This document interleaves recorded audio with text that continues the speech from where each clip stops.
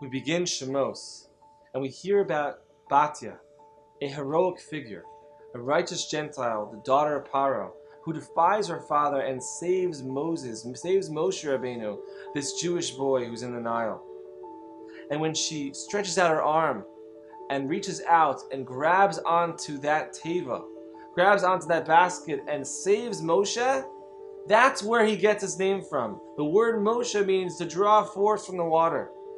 Now, Chazal say, our sages say that Moshe had 10 names, but he decided to keep that name. The Torah uses the name Moshe that was named after Batya because it's an expression of gratitude to this righteous individual who saved Moshe. Moshe also expresses this gratitude when God tells him, you're going to take out the Jewish people, and he finally acquiesces and says, fine, I'll be the leader. But first he goes to Yitro, and he asks permission, can I go and leave? And it's evident from the psukim, from the verses, that if Yitro said, no, I'd rather you stay here in Midian, I'd rather you to be my shepherd and I have my grandkids here and my child here, Moshe would have listened and not left. Because Moshe had this quality of thankfulness. He had this quality of gratitude. That stands in glaring contrast with Paro. Paro, Vayakom Melech Chadash, this new king arises who doesn't know Yosef. How could you not know Yosef?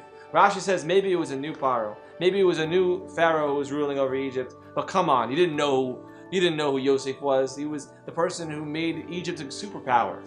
Rashi then says another comment, maybe it was the same Paro that knew Yosef, but he acted as if he didn't. But in any event, Paro, he was ungrateful. And then he has the audacity to say to Moshe Rabbeinu, I don't know who this God is. The God who Yosef constantly spoke about when he saved Egypt and he interpreted the dreams of Paro.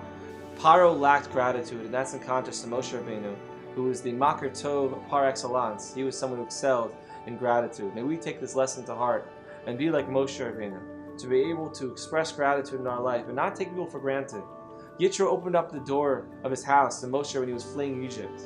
And that was a very, very special moment, and he gave him a job and he gave him a daughter. And although Moshe was commanded by God himself to take the Jewish people out of Egypt, he took the time to speak to his father-in-law first, get permission, and do it the right way.